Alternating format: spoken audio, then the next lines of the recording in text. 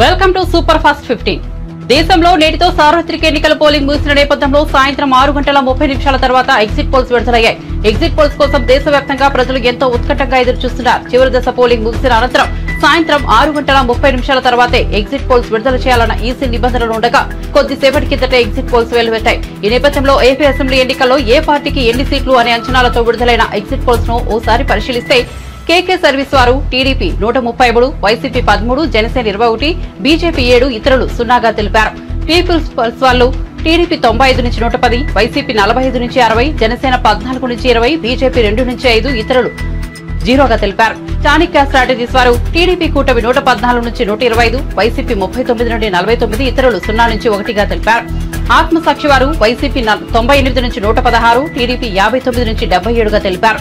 పైనేర్ TDP కూటమి 144+, YCP 31, ఇతరులు 0గా తెలిపారు. రైజ్ వారు టీడీపీ కూటమి 113 నుంచి 122, వైసీపీ 48 నుంచి 60, ఇతరులు 0 నుంచి 1గా తెలిపారు.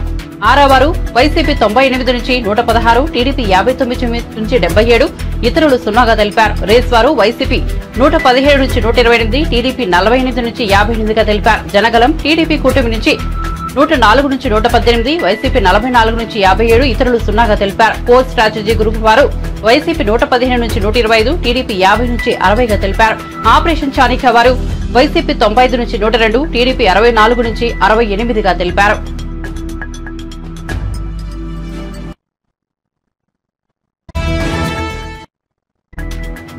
కాంగ్రెస్ 6 నుంచి 8, బీజేపీ 8 నుంచి 10 సీట్లు గెలుచుకోవచ్చునన్న ఇండియా టీవీ సిఎస్ఐఎక్స్ సర్వే కాంగ్రెస్ 8 వరకు, బీజేపీ 9 సీట్ల వరకు గెలుచుకోవచ్చునన్న తెలిపింది. ఆరామస్థాన్ సర్వే బీఆర్ఎస్ పార్టీ 0 నుంచి 1 సీటు మాత్రమే గెలుచుకోవచ్చునని అంచనాలు వెలువడ్డాయి. తెలంగాణలో బీజేపీ అత్యధిక స్థానాలు గెలుచుకుంటుందని వివిధ ఎగ్జిట్ పోల్ సర్వే ఫలితాలు వెల్లడిస్తున్నాయి. బీజేపీ 7 నుంచి 12 సీట్ల మధ్య, కాంగ్రెస్ పార్టీ 5 నుంచి 8 సీట్ల మధ్య గెలుచుకోవచ్చునని అంచనా వేస్తున్నాయి. బీఆర్ఎస్ 0 లేదా 1 మాత్రమే గెలుచుకోవచ్చునని ఎగ్జిట్ పోల్స్ ఫలితాలు చెబుతున్నాయి. హైదరాబాద్ స్థానాన్ని మజ్లిస్ పార్టీ గెలుచుకోనుందని అంచనా వేస్తున్నాయి. వివిధ ఎగ్జిట్ పోల్ సర్వే ఫలితాలు ఇలా ఉన్నాయి. ఇండియా టీవీ సిఎన్ఎక్స్ సర్వే వారు కాంగ్రెస్ 6 నుంచి 8, బీఆర్ఎస్ 0 నుంచి 1, బీజేపీ 8 నుంచి 10, మజ్లిస్ 1గా తెలిపారు. జన్ కీ బాత్ సర్వే వారు కాంగ్రెస్ 7 నుంచి 8, బీఆర్ఎస్ 0 నుంచి 1, బీజేపీ 9 నుంచి 11, మజ్లిస్ వారి 1గా తెలిపారు. న్యూస్ మినిట్ సర్వే వారు కాంగ్రెస్ 2, బీఆర్ఎస్ 0 నుంచి 1, బీజేపీ 8 నుంచి 12, మజ్లిస్ వారు 1గా తెలిపారు. ఏబీపీ సర్వే వారు కాంగ్రెస్ 7 నుంచి 9, బీజేపీ 7 నుంచి 9, ఇతరులు 1గా తెలిపారు. ఆరామస్థాన్ సర్వే కాంగ్రెస్ 7 నుంచి 8, బీఆర్ఎస్ 0, బీజేపీ 8 నుంచి 9, మజ్లిస్ వారు 1గా తెలిపారు. న్యూస్ 18 సర్వే వారు కాంగ్రెస్ 5 నుంచి 8, బీజేపీ 7 నుంచి 10, ఇతరులు 3 నుంచి 5గా తెలిపారు. TV9 exit poll survey Congress 8, BJP 7, Majlis 1, ఇతరులు 1గా తెలిపారు. సెంట్రల్ ఫర్ పాలిటిక్స్ వారు అండ్ పాలసీ స్టడీస్ సర్వే వారు కాంగ్రెస్ 8 నుంచి 9, బీజేపీ 7 నుంచి 8, మజ్లిస్ 1, బీఆర్ఎస్ 0గా తెలిపారు.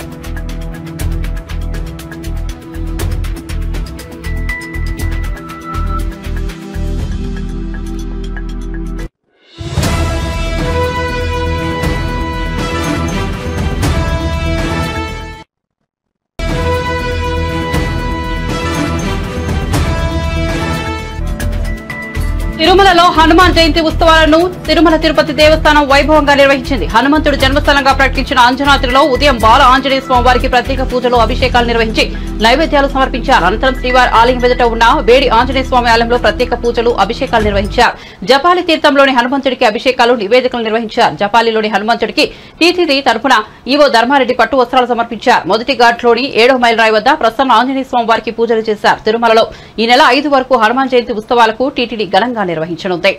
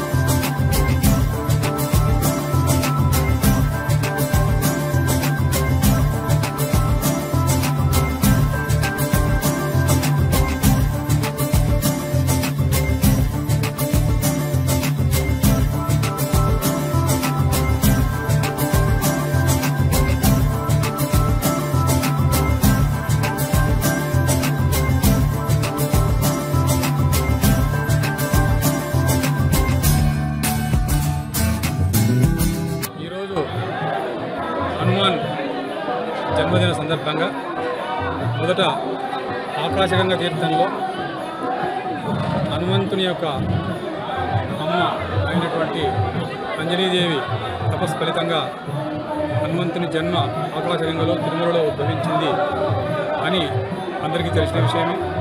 అక్కడ బాలాంజనేయ స్వామి వారికి అంజనీదేవికి ఈరోజు పొద్దునే 8 గంటలకు అభిషేకం చేయడం జరిగింది. అభిషేకానంతరం అర్చన కూడా జరుగుతుంది. తర్వాత చాపాలి తీర్థంలో త్రేతాయుగంలో చాపాలి మహర్షి అయోధ్య నుంచి తపస్సు చేసుకోవడానికి తిరుమల కొండకు వచ్చి తపస్సు చేస్తూ ఈ చాపాలి తీర్థంలో హనుమంతుల వారు ప్రత్యక్షమై ఆ హనుమంతుల వారి ప్రత్యక్షమైన సందర్భంగా హనుమంతుల వారి ప్రత్యక్షాన్ని పురస్కరించుకొని జాపాలి మహర్షి ఇక్కడ హనుమంతుని విగ్రహాన్ని ప్రతిష్ఠించారు.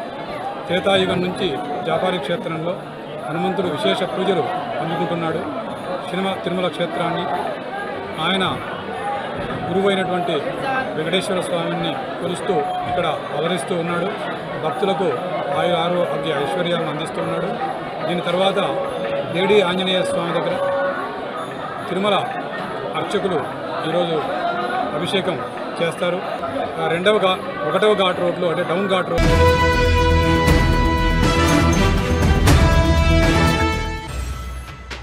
ఎన్నికల కౌంటింగ్ తరహాలోనే ఎగ్జిట్ పోల్స్ కూడా ఎంతో ఆసక్తి రేకెత్తిస్తుంటాయి. ఒక్కోసారి ఎగ్జిట్ పోల్స్ నిజమవుతుంటాయి, ఒక్కోసారి గురి తప్పుతుంటాయి. ఏదేమైనా ఎగ్జిట్ పోల్స్ కొన్ని రాజకీయ పార్టీలకు ఉత్సాహం ఊరట కలిగిస్తుంటాయి. ఇక దేశంలో చివరిదైన 7వ దశ పోలింగ్ జరిగింది. సాయంత్రం పోలింగ్ ముగిసిన వెంటనే ఎగ్జిట్ పోల్స్ జలపాతంలా దూకాయి. మొత్తం లోక్సభ స్థానాలు 543 కాగా ఏ పార్టీకి ఎన్ని సీట్లు అనే అంచనాలను వివిధ సంస్థల ఎగ్జిట్ పోల్స్ రూపంలో వెలువరించాయి. ఆ వివరాలను పరిశీలిస్తే జన్ కీ బాత్ సర్వే వారు బీజేపీ కూటమి 362 నుండి 392, కాంగ్రెస్ కూటమి 141 నుండి 161, ఇతరులు 10 నుంచి 20గా తెలిపారు.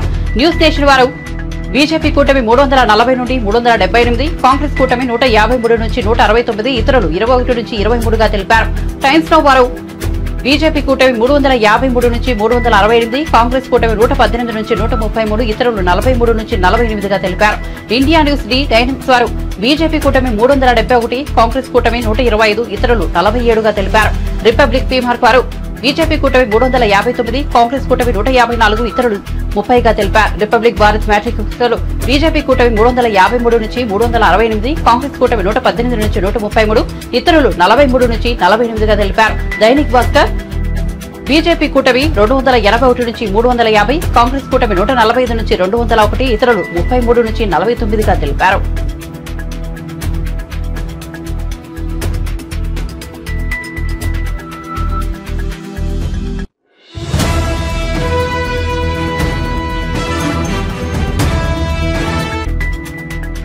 ఏపీలో అసెంబ్లీ పార్లమెంట్ కు జరిగిన ఎన్నికల్లో వైఎస్ఆర్ కాంగ్రెస్ పార్టీని గెలుస్తుందని ఆరా సర్వే సంస్థ యజమాని మస్తాన్ వెల్లడించారు. 2024 జూన్ 1వ తేదీన ఆయన ఈ విషయాన్ని వెల్లడించారు.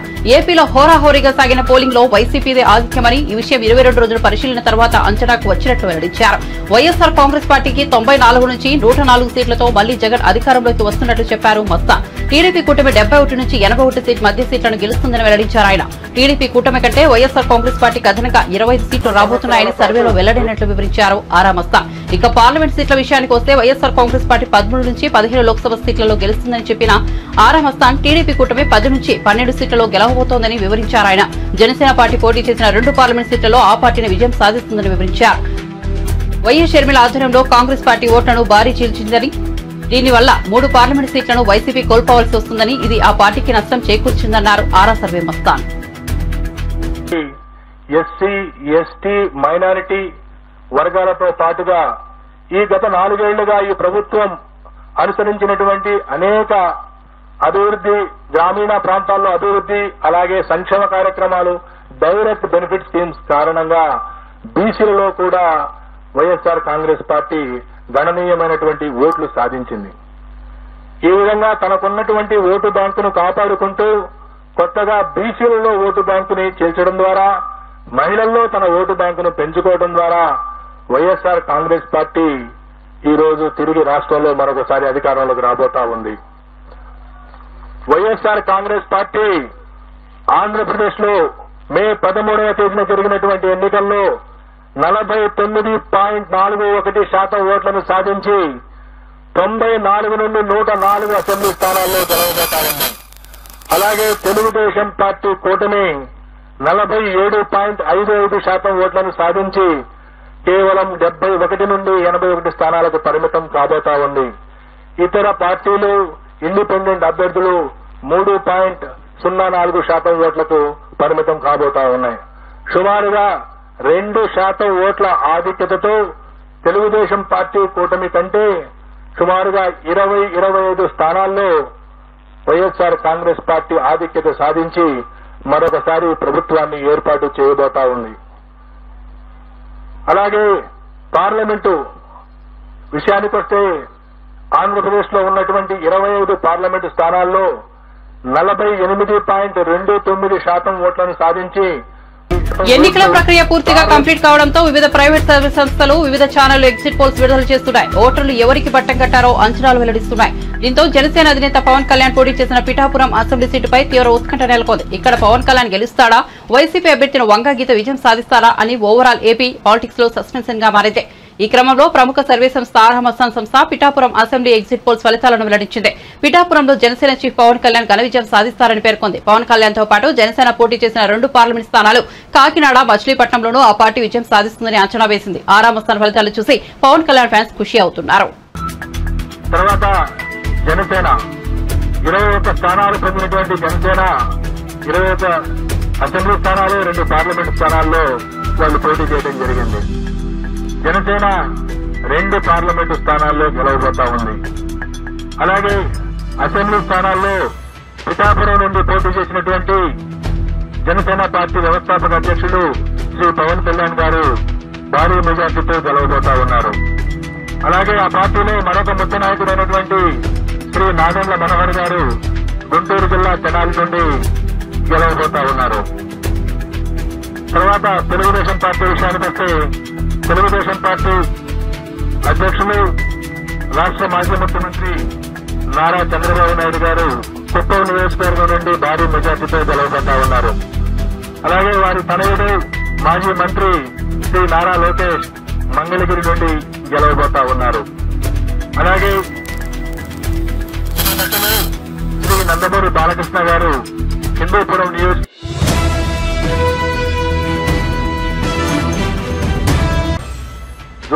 ఏపీలో ఎన్నికల ఫలితాలపై ఆరా సంస్థ తన పోస్ట్ పాల్ సర్వేను విడుదల చేసింది. ఏపీలో బీజేపీ 3 లోక్సభ స్థానాల్లో గెలిచే అవకాశాలున్నాయని తెలిపింది. అనకాపల్లి లోక్సభ స్థానం నుంచి బీజేపీ అభ్యర్థి సీఎం రమేష్, నరసాపురం నుంచి శ్రీనివాస్ శర్మ గెలిచే అవకాశాలున్నట్లు ఆరా సర్వేలో తేలిందన్నారు. ఏపీలో ఎన్నికల ఫలితాలపై ఆరా సంస్థ తన పోస్ట్ పోల్ సర్వేను విడుదల చేసింది. ఏపీలో బీజేపీ 3 లోక్సభ స్థానాల్లో గెలిచే అవకాశాలున్నాయని తెలిపింది. అనకాపల్లి లోక్సభ స్థానం నుంచి బీజేపీ అభ్యర్థి సీఎం రమేష్, నరసాపురం నుంచి శ్రీనివాస్ శర్మ గెలిచే అవకాశాలున్నట్లు ఆరా సర్వేలో తేలిందన్నారు. రాజంపేట నుంచి బీజేపీ అభ్యర్థిగా పోటీ చేసిన మాజీ సీఎం నల్లారి కిరణ్ కుమార్ రెడ్డి గట్టి పోటీ ఇచ్చినప్పటికీ ఓటమి చెందే అవకాశాలు ఉన్నాయని తెలిపారు. రాజమహేంద్రవరం లోక్సభ స్థానం నుంచి బీజేపీ రాష్ట్ర అధ్యక్షులు దగ్గుపాటి పురంధేశ్వరి గట్టి పోటీ ఎదుర్కొంటారని, స్వల్ప మెజార్టీతో గెలిచే అవకాశాలున్నట్లు తెలిపారు. ఈ నియోజకవర్గం నుంచి బీజేపీ లేదా వైసీపీ నుంచి ఎవరు గెలిచినా 10 నుంచి 20 వేల మెజార్టీతోనే గెలిచే అవకాశం ఉందని ఆరా సంస్థ వెల్లడించింది.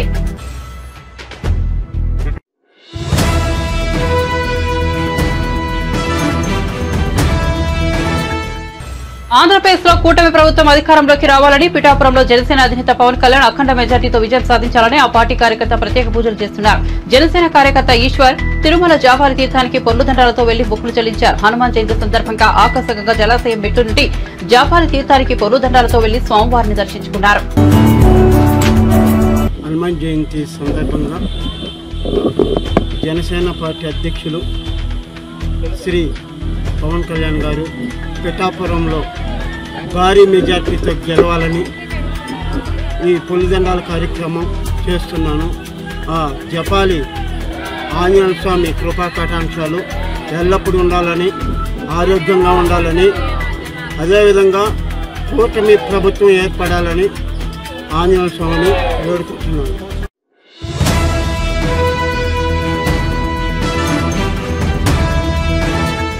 టీడీపీ అధినేత నారా చంద్రబాబు నాయుడు విదేశీ పర్యటనపై మంత్రి జోగి రమేష్ ఆసక్తికర వ్యాఖ్యలు చేశారు. శనివారం తాడేపల్లిలో వైఎస్ఆర్ కాంగ్రెస్ పార్టీ ప్రధాన కార్యాలయంలో ఆయన మీడియాతో మాట్లాడుతూ చంద్రబాబు విదేశీ పర్యటన $1 మిలియన్ ప్రశ్నగా మారిందన్నారు. చంద్రబాబు ఏ దేశానికి వెళ్లారు, ఎక్కడికి వెళ్లాలో పార్టీ నేతలకు సైతం తెలియదని, విదేశీ పర్యటన ఇంత గోప్యంగా ఉంచాల్సిన అవసరం ఏంటని ప్రశ్నించారు. ఎన్నికల్లో దోచుకున్న డబ్బులు దాచుకోవడానికి వెళ్లారు కనుకే ఇంత సీక్రెట్ గా ఉంచారని ఆరోపించారు. ఆయన విదేశీ పర్యటన. చంద్రబాబు నాయుడు విదేశాలకు వెళ్ళాడు. 10 రోజుల తర్వాత తిరిగి వచ్చాడు. చంద్రబాబు నాయుడు విదేశాలకి ఏ దేశం వెళ్ళాడు, ఏ దేశం నుంచి మరలా తిరిగి వచ్చాడనేది పెద్ద $1 million question mark. Chandrababu Naidu విదేశాలకి హైదరాబాద్ నుంచి బయలుదేరాడు. శంషాబాద్ ఎయిర్పోర్ట్ నుంచి విదేశాలకు బయలుదేరి దుబాయ్లో దిగాడని చెప్పి ఒక సమాచారం. దుబాయ్ నుంచి 10 రోజుల పాటు అసలు ఏ దేశానికి వెళ్ళాడు, ఎక్కడికి వెళ్ళాడు? ఒక పేపర్లోనేమో, ఒక ఎల్లో మీడియా పత్రికలోనేమో వైద్య పరీక్షల కోసం చంద్రబాబు నాయుడు విదేశాలకు వెళ్ళాడు. ఒక ఎల్లో మీడియాలోనేమో ఎన్నికల్లో తలమునకలైపోయాడు, సేద తీర్చుకోవడం కోసం, విశ్రాంతి కోసం విదేశాలకు వెళ్ళాడని చెప్పేసి ఒక ఎల్లో మీడియా. తీరా చూస్తే ఆ పేపర్లో అన్నా రాస్తారేమో చంద్రబాబు నాయుడు ఫలానా దేశంలో విశ్రాంతి తీసుకోవడానికి పోయాడు, ఫలానా దేశంలో ఉన్నాడు, ఫలానా దేశంలో వైద్య పరీక్షలు చేసుకున్నాడు, లేదా ఫలానా దేశంలో విశ్రాంతి తీసుకున్నాడని చెప్పి చేస్తే అది లేదు. సరే,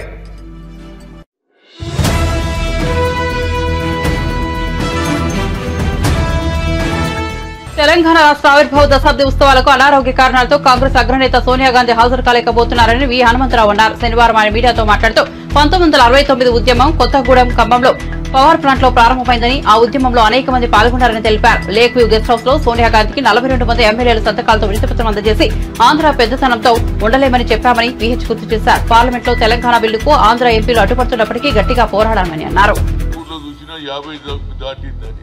అలాంటి పరిస్థితులు రాకపోయినా ఆమె ఆశీర్వాదం తప్పనిసరిగా తెలంగాణ రాష్ట్ర కేబినెట్కు ఉంటుంది, రేవంత్కు ఉంటుంది, జనానికి ఉంటుంది. అమరవీరులకు కూడా ఎవరైతే సాక్రిఫైస్ చేశారో, మేము కూడా పార్లమెంట్లో బిల్లు పెడితే లోక్సభలో మన పార్లమెంట్ మెంబర్లు, అది పొన్నం ప్రభాకర్ కావచ్చు, మధు యాజ్కి కావచ్చు, అదేవిధంగా బలరాం నాయక్, అందరు కూడా షెట్కర్ మొదలు పెడితే అందరు కూడా దీనికి మద్దతు ఇవ్వడం, దాని తర్వాతనే రాజ్యసభలో రావడం. రాజ్యసభలో Sushil Kumar Shinde being a home minister ఆయన వీళ్ళు ప్రవేశపెడుతుంటే సుజనా చౌదరి, సీఎం రమేష్ అడ్డుపడడం, ఆ కాగితాలు లాక్కోవాలని ప్రయత్నం చేసే సమయంలో అప్పుడు నేను కూడా అడ్డంపడ్డా, గట్టిగా మందలించినాం. ఆ బిల్లు సోనియా గాంధీ నాకు బయట లాబీలో కేశవరావు, అదేవిధంగా కేసీఆర్ ఇద్దరు కూడా లాబీలో హనుమంతన గట్టిగా కొట్లాడంటే, నువ్వు చెప్పినందుకు కాదురా బాబు, మా నాయకురాలు చెప్పింది, మేము తప్పక పాస్ చేపిస్తామన్నాం, చేయించినాం. దానివల్లనే ఇవాళ తెలంగాణ వచ్చిందని చెప్తూ తప్పనిసరిగా రేపు జరిగే ఈ తెలంగాణ అభివృద్ధిని పెద్ద ఎత్తున చేస్తున్నారు. దీనికి కళాకారులు, అదేవిధంగా ట్యాంక్ రోడ్ మీద చేస్తున్నారు. అందరూ కూడా పెద్ద ఎత్తున ఇది ఒక పండుగ. ఈ తెలంగాణ 2 జూన్ ఒక పండుగలాగా ప్రతి ఒక్కరు కూడా గ్రామాలలో నుంచి వస్తున్నారు. కళాకారులు మన తెలంగాణ సంస్కృతి వంటకాలు కూడా మరి పెడుతున్నారో లేదో, పేరు బూటి, తలకాయ కూర.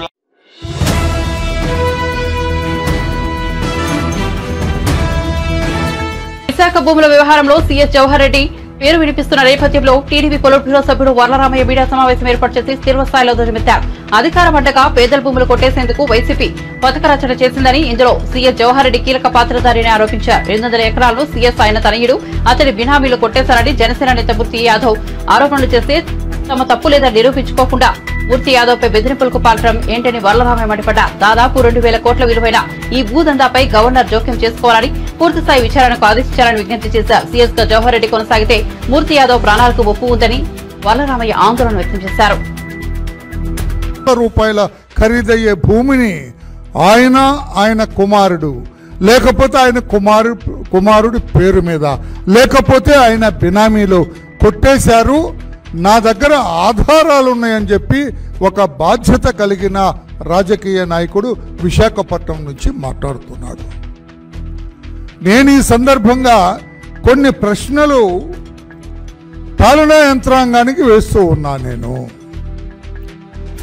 అదే మూర్తి యాదవ్ అనే ఒక కార్పొరేటర్ కావచ్చు, లేకుంటే జనసేన పార్టీ నుంచి ఒక నాయకుడు కావచ్చు, అతను ఆరోపణలు చేస్తే వేరే అధికారి మీద పాలనా యంత్రాంగం చూస్తూ ఊరుకుంటుందా?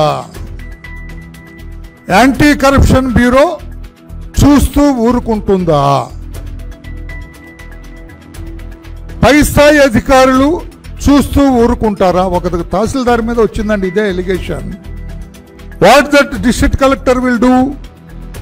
Immediately will order for an enquiry. ఏమై తహసీల్దార్, నువ్వు 600 ఎకరాలు 800 ఎకరాలు కొట్టేసావట, 2000 కోట్ల రూపాయల భూమి కొట్టేసావట, what is this nonsense? నీ ఎంక్వైరీ వేస్తున్నాను నీ మీద. అక్కడ ఎంక్వైరీ ఆఫీసర్ ముందు అటెండ్ అయ్యి నీ నిర్దోషిత్వాన్ని నిరూపించుకో.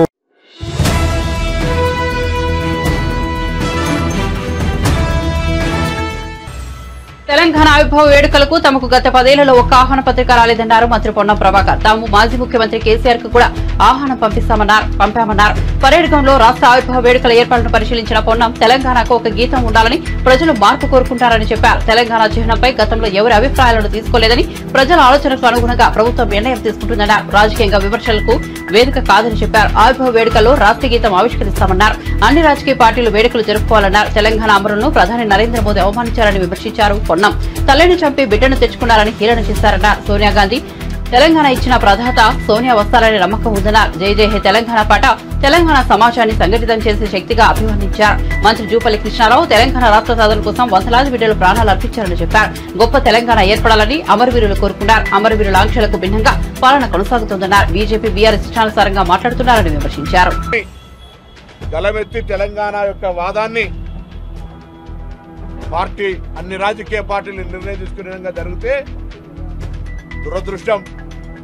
ప్రస్తుత ప్రధానమంత్రి తెలంగాణ సమాజాన్ని అవహేళనపరిచే విధంగా, తెలంగాణ అమరులందరినీ కూడా కించపరిచే విధంగా తల్లి చనిపోయింది, బిడ్డ తెచ్చుకున్నారు, దొంగతనం ఎత్తుకొచ్చుకున్నారు అనేటువంటి మాట తెలంగాణ కోసం ఉద్యమించారో వాళ్ళందరూ కూడా స్పందించాల్సిన అవసరం ఉందని కోరుతా ఉన్నాం. మేము ఎప్పుడు కూడా రాజకీయ పార్టీగా ఎవరిని అవంటలేం. తెలంగాణ ఏర్పాటులో సుష్మా స్వరాజ్ గారి పాత్రను ఎప్పుడు మర్చిపోం. కానీ ఈనాటి ప్రధాని స్వయంగా పార్లమెంటు వేదికగా తెలంగాణను అవమానపరిస్తే తెలంగాణ ఉద్యమకారులుగా బాధపడుతూ ఉన్నాం. తెలంగాణ ప్రజలందరూ కూడా ఈ అంశాన్ని సీరియస్గా తీసుకోవాల్సిన అవసరం ఉంది అని మనం ఈ సందర్భంగా ఆవిర్భావ దినోత్సవం సందర్భంగా జ్ఞాపకం చేస్తున్నాం. మరి ఏది ఏమైనా రాబోయే కాలంలో తెలంగాణ మరింత అన్ని రకాలుగా ప్రజాస్వామికంగా, అసలు తెలంగాణ పోరాటము, నినాదము, ఉద్యమమే ఆత్మగౌరవానికి సంబంధించి. అటు ఆత్మగౌరవం లేకుండా ఉండే పరిస్థితుల నుంచి ఆత్మగౌరవంగా, సెల్ఫ్ రెస్పెక్ట్గా ఉండేటువంటి విధంగా మనందరం.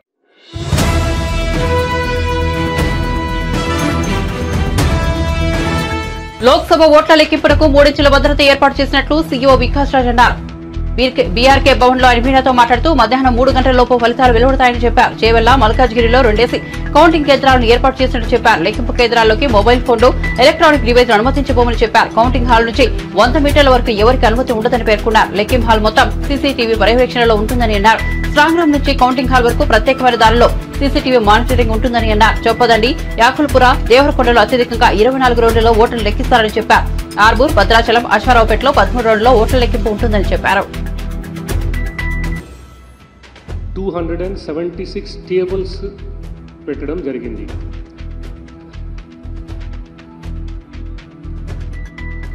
దానికి హాల్స్ నేను ఆల్రెడీ చెప్పాను ఇంతకుముందు. ప్రతి పార్లమెంట్ కాన్స్టిట్యుయెన్సీకి అట్లీస్ట్ ఒక 2 ప్లేస్లో 2 కౌంటింగ్ హాల్స్ పోస్టల్ బ్యాలెట్ కోసం ఉంటాయి. ఈ హాల్స్ లోపల టోటల్ అంతా కలిపి 276 టేబుల్స్ ఉంటాయి. ఒక్కొక్క టేబుల్ మీద ఒక్కొక్క ఏఆర్ఓ ఉంటారు. Every table postal ballot count చేసే ప్రతి టేబుల్ మీద ఒక senior officer designated by election commission ARO గారు ఉంటారు. ఆయన కింద ఒక సూపర్వైజర్ ఉంటారు, కౌంటింగ్ సూపర్వైజర్, ఇద్దరు కౌంటింగ్ అసిస్టెంట్స్ ఉంటారు, తర్వాత ఒక మైక్రో అబ్జర్వర్ ఉంటారు. Every table will have a micro observer. So ఇది అంతా చేసేది ఆల్మోస్ట్ 1600-1700 వరకు staff will be involved in the counting of postal ballots. తర్వాత ఈటీపీబీఎస్కి కొంత ప్రిస్క్రైబ్డ్ ప్రొసీజర్ ఉంది ఈసీఐ వారిది. అంటే ఈటీపీబీఎస్ అంటే అది ఎన్వలప్స్ వస్తాయి. ఎన్వలప్స్లో స్కానింగ్ అవి అంతా.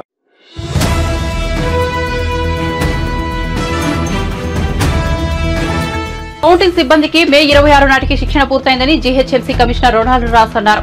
నిజాం కళాశాలలో ఓట్ల లెక్కింపు కేంద్రాలను ఆయన పరిశీలించి మాట్లాడారు. ప్రతి అసెంబ్లీ నియోజకవర్గానికి ఒక అబ్జర్వర్ ఉంటారని తెలిపారు. ప్రతి కౌంటింగ్ కేంద్రంలో మీడియా ప్రతినిధుల కోసం ప్రత్యేక ఏర్పాట్లు చేస్తున్నట్లు వివరించారు. హైదరాబాద్లోని 13 ప్రాంతాల్లో 16 హాల్లో ఓట్ల లెక్కింపు ఉంటుంది. 3 చోట్ల పోస్టల్ బ్యాలెట్ ఓట్ల లెక్కింపు ఉంటుంది. ప్రతి కౌంటింగ్ హాల్లో 14 టేబుల్ ఏర్పాటు చేశాం. జూబ్లీహిల్స్ లో అత్యధికంగా 20 టేబుల్ ఉంటాయి.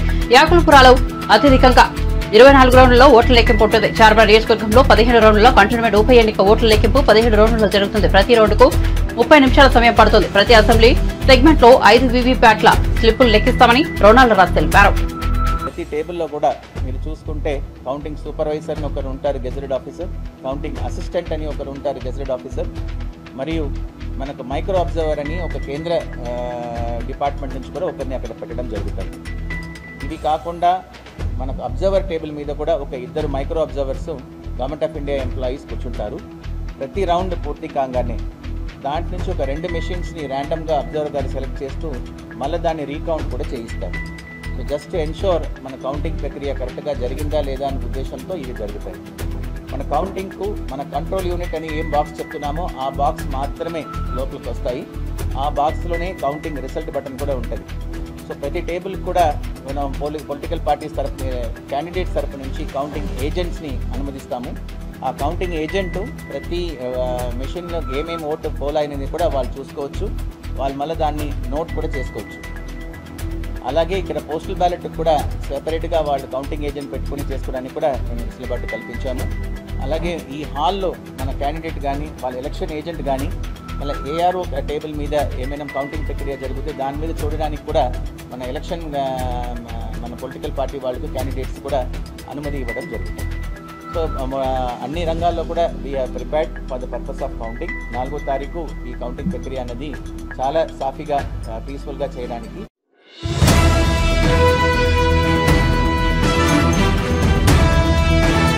తెలుగు రాష్ట్రాల్లో 2-3 రోజుల నుంచి ఎండలు దంచుకొడుతున్నాయి. మొన్నటిదాకా అక్కడక్కడ కురిసిన వర్షాలతో వాతావరణం కాస్త చల్లబడినప్పటికీ మళ్లీ వడగాల్పులు ఎక్కువైన నేపథ్యంలో ప్రజలు తీవ్ర ఇబ్బందులు ఎదుర్కొంటున్నారు. ఈ క్రమంలో వాతావరణ శాఖ తెలుగు రాష్ట్రాలకు చల్లటి కబురు చెప్పింది. తెలుగు రాష్ట్రాల్లోకి రుతుపవనాలు వచ్చేస్తున్నాయని తెలిపింది. ఏపీలో ప్రవేశిస్తాయని, జూన్ 10న తెలంగాణలో ప్రవేశిస్తాయని తెలిపింది వాతావరణ శాఖ. ఏపీలో మొదటి రాజ్య రాయలసీమలో రుతుపవనాల ప్రభావం అనిపిస్తుందని, ఆ తర్వాత రాష్ట్రమంతా విస్తరిస్తాయని తెలిపింది. తెలంగాణలో జూన్ 10 నుంచి ప్రవేశించి రాష్ట్రమంతటా విస్తరిస్తాయని తెలిపింది వాతావరణ శాఖ. జూన్ 2 నుంచి ఏపీలో వర్షాలు కురిసే అవకాశం ఉందని, అప్పటిదాకా వాతావరణం పొడిగా ఉంటుందని తెలిపింది. దక్షిణ కోస్తాలో వడగాలులు కొనసాగుతాయని, అక్కడక్కడ ఓ మోస్తరు నుంచి భారీ వర్షాలు కురిసే అవకాశం ఉందని తెలిపింది వాతావరణ శాఖ.